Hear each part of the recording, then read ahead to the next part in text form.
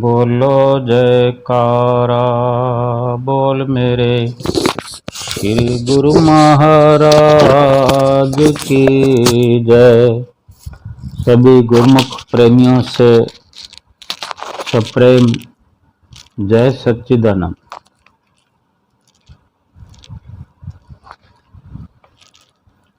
सेवक और स्वामी का एक अटूट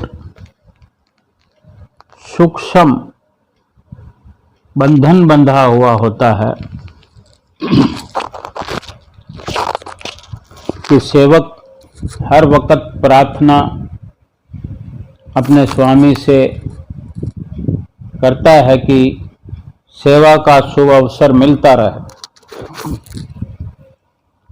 और स्वामी भी अपने सेवक को सेवा बख्शकर उसके भविष्य के लिए, परलोक के लिए जो खुशहाली चाहते हैं, अमन और शांति चाहते हैं, उसे बख्शना चाहते हैं सेवा के माध्यम से।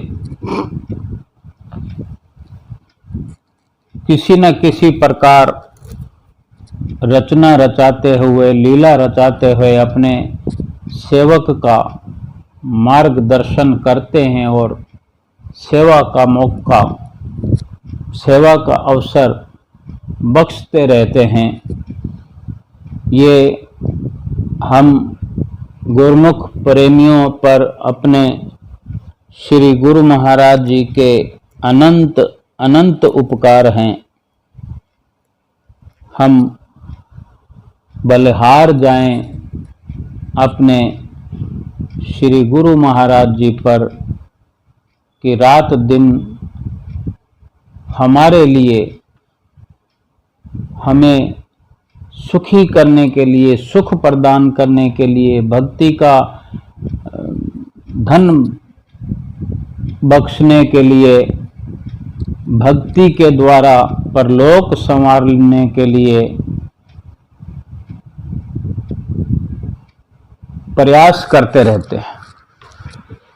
कोई न कोई योजना बनाते रहते हैं, कोई लीला रचाते रहते हैं कि हम किसी भी प्रकार से सेवा में लगकर, सेवा करते हुए अपना लोक परलोक संवार सके।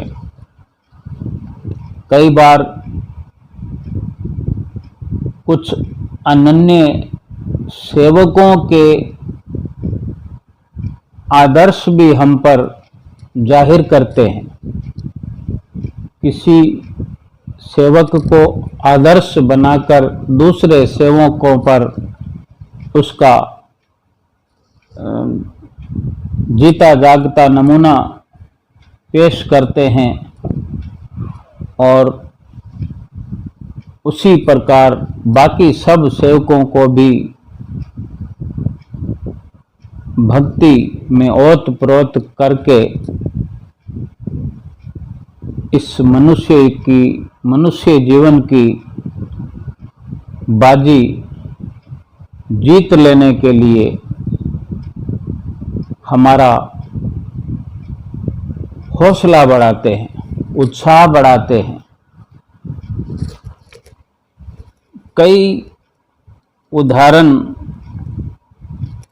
हम समय समय पर सुनते हैं, कई दृष्टांत सुनते हैं सेवक और स्वामी के,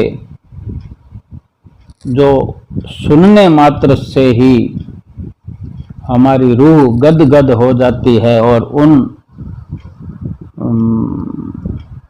मार्ग पर उन दृष्टांतों के अनुसार उसी प्रकार भक्ति के मार्ग पर अगर चलकर वही सेवा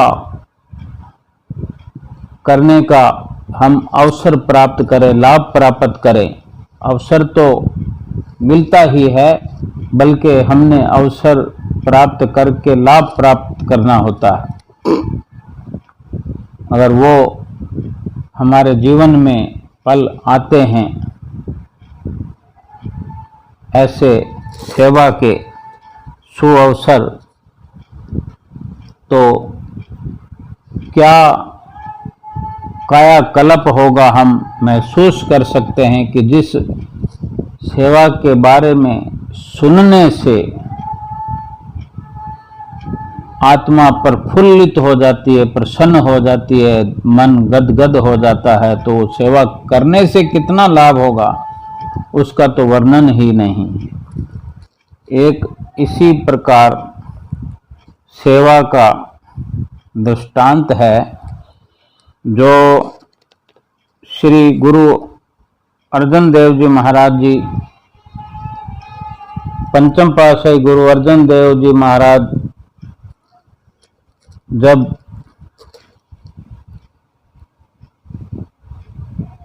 अमृतसर के स्वर्ण मंदिर का निर्माण कार्य करा रहे थे, सेवा चल रही थी, तो दो अनन्य प्रेमी भक्त भक्तानी जिनका नाम राका और बांका थे, राका भगत का नाम और बांका भक्तानी का नाम था, वो भी सेवा कर रहे थे मंदिर निर्माण में। कुछ समय सेवा करते हो गए और कुछ समय सेवा चलने के साथ किसी कारणवश श्री गुरु महाराज जी ने सेवा को रोक दिया। तो सेवा रुक जाने के कारण भक्त भक्तानी ने, राका और बांका ने गुरु महाराज जी से आज्ञा चाही कि अभी सेवा कार्य रुका हुआ है, आपकी मौज हो तो हम घर जाना चाहते हैं।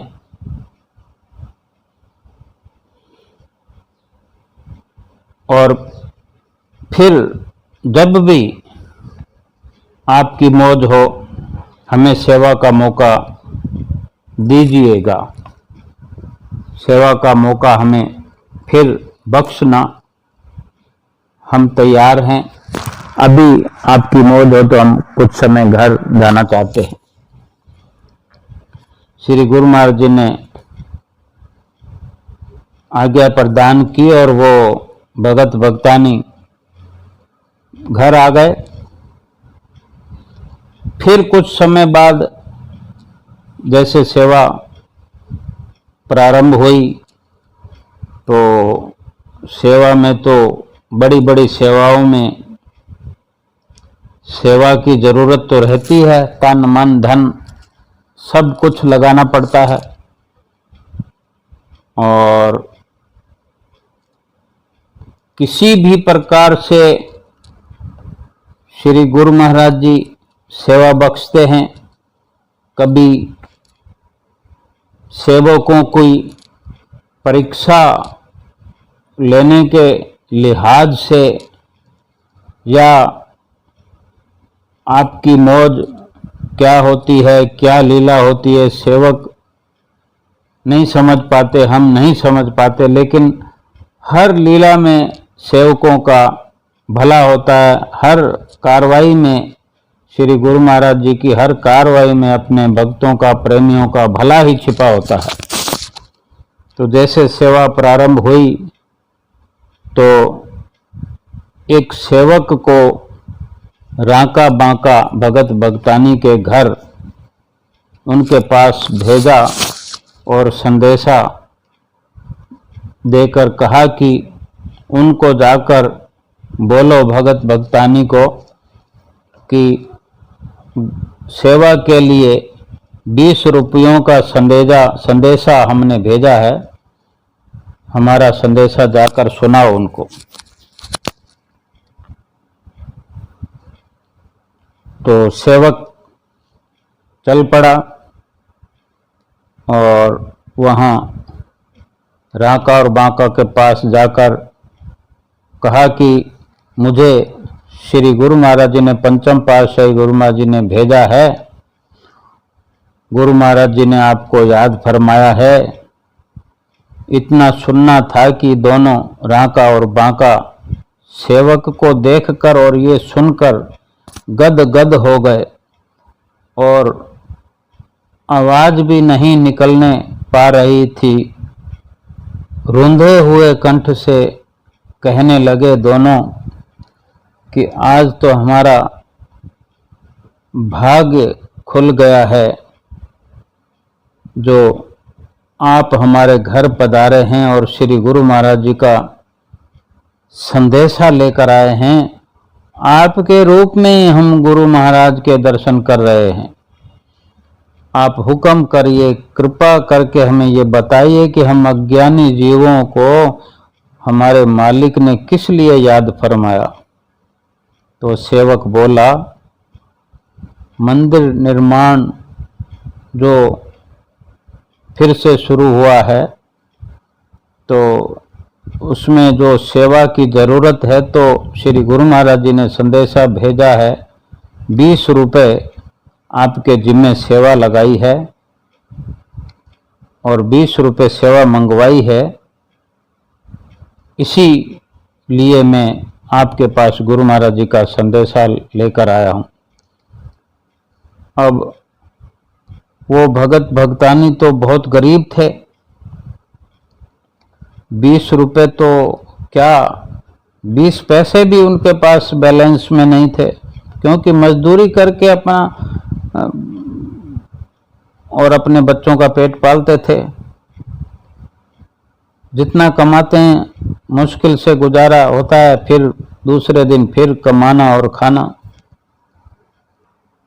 तो रांका जो भगत था भगतानी से कहता है कि गुरु महाराज जी ने हम अभागों पर इतनी दया की है कि इतनी दूर तक अपने सेवक को संदेशा देकर भेजा है, हमें इस लायक समझा, इस काबिल हमें समझा है, तो हमें इस सेवा के मौके से चूकना नहीं चाहिए। तो भगतानी कहती है, अपनी लड़की शादी के लायक तो है ही और हमें पहले ही संदेशा मिला हुआ है कि फलां साहूकार जो है हमारी लड़की से शादी करना चाहता है, हम ये जानते ही हैं। तो क्यों ना आज इस श्री गुरु महाराज जी के सेवा के संदेशे को प्राप्त करके हम ये प्रयास करें कि साहूकार से बात करें और उनसे कहें कि आप चाहो तो हमारी लड़की से शादी कर लो, 20 रुपये हमें आप दे दो, 20 रुपये चाहिए हमें। और ये प्रस्ताव अगर साहूकार मान लेता है तो लड़की की शादी भी हो जाएगी और श्री गुरु महाराज जी की सेवा जो हमसे मंगवाई है, गुरु महाराज जी ने सेवा, वो सेवा भी हो जाएगी, दोनों कार्य शुभ हो जाएंगे। तो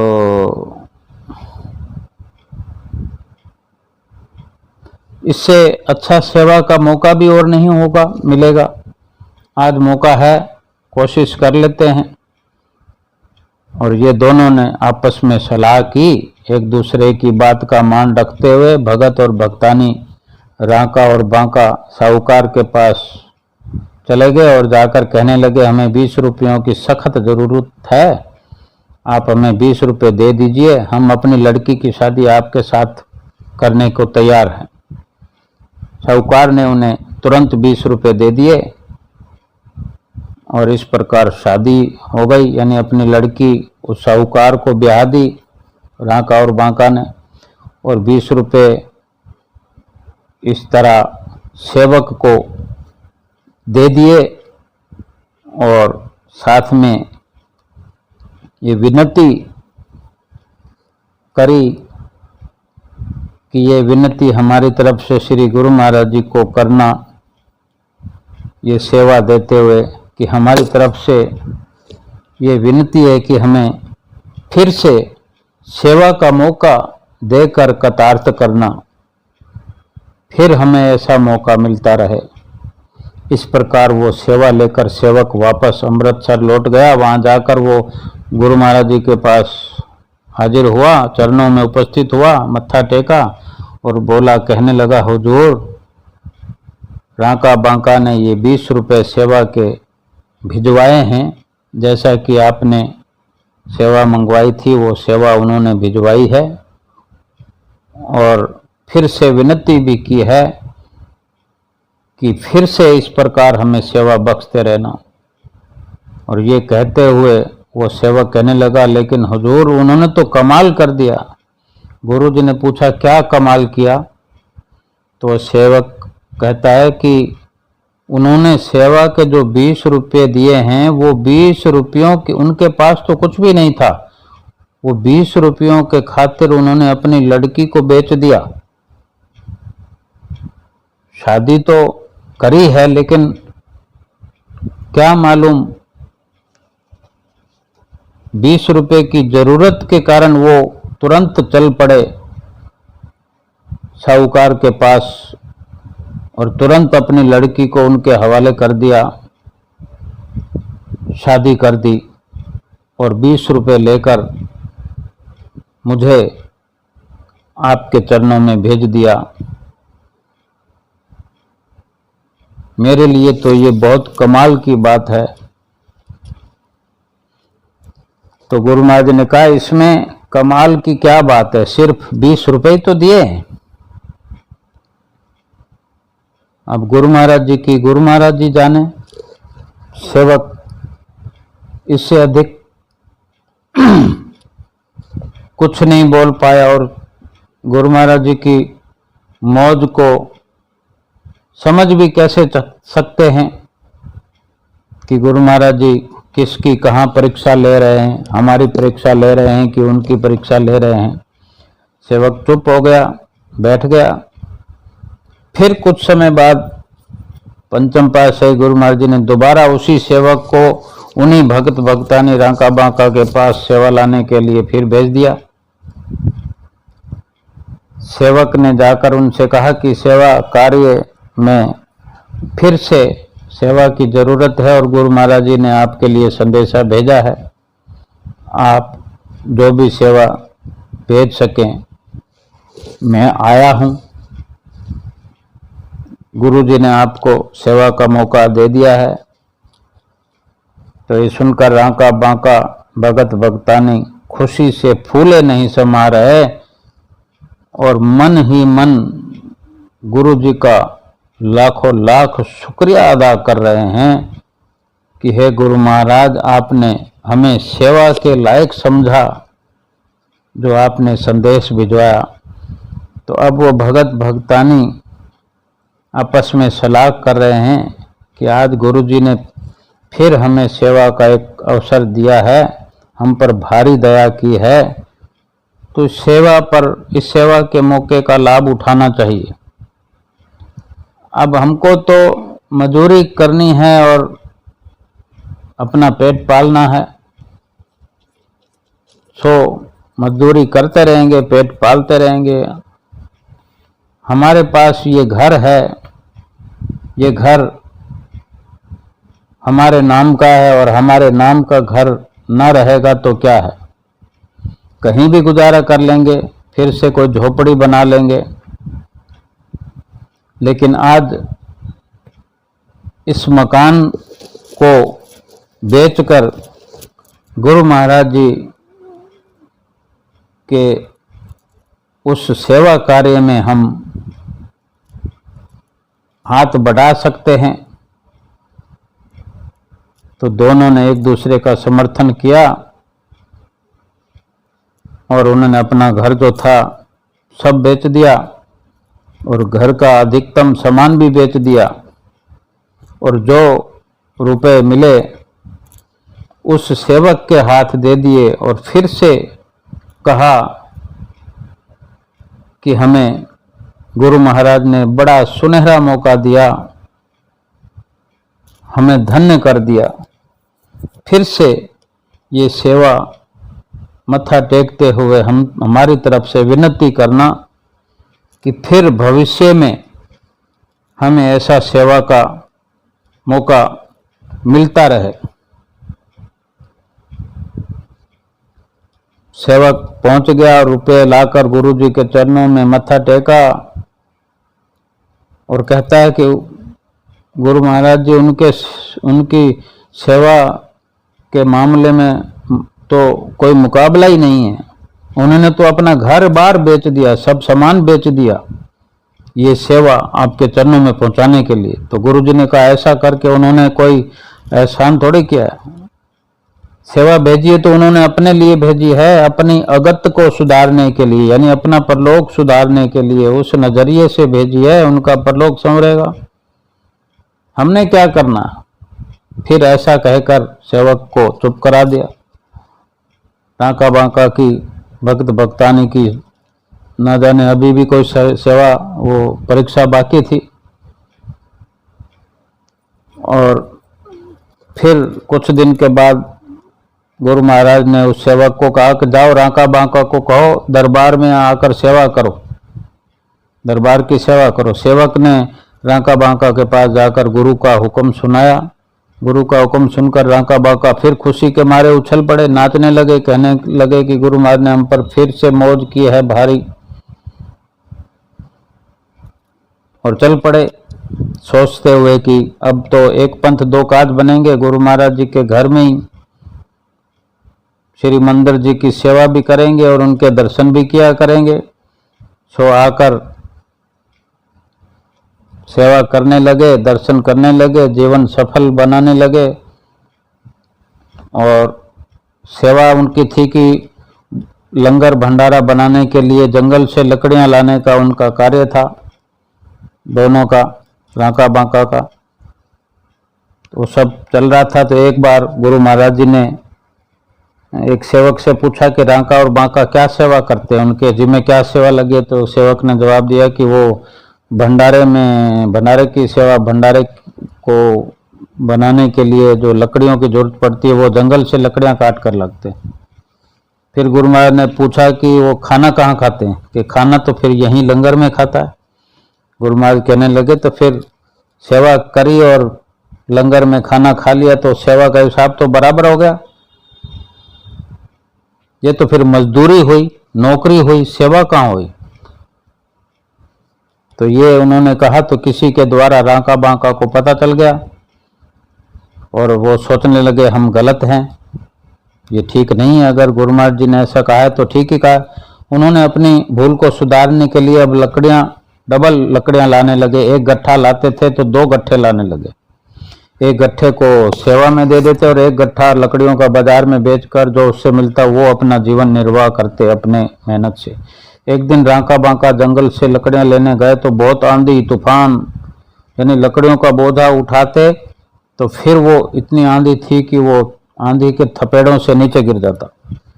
बड़ी मुश्किल से लकड़ियों का गट्ठा उठाकर पकड़कर ला रहे थे, अंधेरा और साथ में आंधी तूफान, मिट्टी। और एक तेज झोंका आया और दुर्भाग्य से वहीं एक कुआं था। तो वो जो भगत जी थे रांका, वो लकड़ियों के गट्ठे समेत कुएं में नीचे जा गिरे। अब गुरु महाराज तो शिष्य की पल पल संभाल करते हैं। अंतर्यामी गुरु महाराज नंगे पैर वहीं से दौड़ पड़े और हुक्म दिया संगत को कि रस्सी का टुकड़ा लेके तुरंत चलो। आप भागते हुए दौड़ते हुए चल पे और संगत भी जो वहां पर खड़ी थी सब संगत पीछे आई दौड़ती हुई। सोचने लगी कि क्या हो गया, ना जाने कहाँ गुरु महाराज जी दौड़े चले जा रहे हैं। और चलते चलते कुएं पर पहुंचे। कुएं पहुंचकर एक सेवक को जो रस्सी लेकर हाथ में इशारा किया तो उसने सेवक ने लटकाई रस्सी और गुरु महाराज ने रांका को आवाज लगाई और कहा कि रस्सी पकड़कर ऊपर चले आओ। और नीचे से आवाज आई रांका की, कहने लगा कि पहले ये लकड़ियों के गट्ठे को बाहर निकालो जो गुरु लंगर के लिए है, फिर मैं निकल आऊंगा। इस प्रकार सेवक ने लकड़ियों का गट्ठा बाहर निकलवाया और लकड़ियों का बाहर गट्ठा निकालकर फिर स्वयं बाहर आया। और बाहर आकर जो खड़ा हुआ तो बाहर गुरु महाराज जी जो खड़े थे तो उसके बाहर निकलते ही अपने सेवक को गले से लगा लिया और गुरु महाराज ने वचन फरमाए कि रांका बांका, हमने तुम्हारी हर प्रकार से परीक्षा ली, तुम सेवा में सफल हो गए, बोलो मांगो क्या मांगते हो। और जब ऐसा कहा गुरु महाराज ने कि बोलो क्या मांगते हो, तो कहने लगे रांका और बांका कि गुरु महाराज जी हमें कुछ नहीं चाहिए, कुछ नहीं चाहिए हमको, हमें केवल आपकी सेवा की जरूरत है, आपकी सेवा के सिवाय और कुछ नहीं चाहिए। सतगुरु शिष्य के रक्षक और सच्चे साथी हैं।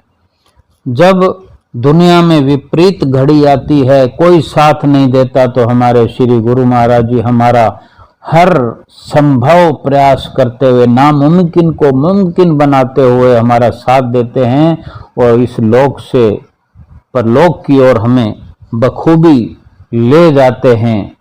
किसी प्रकार के भय से निर्भय करके, भय मुक्त करके इस दुनिया में भी हमें रहना सिखाते हैं और इस भव सागर से भी बखूबी हमें पार लगाते हैं।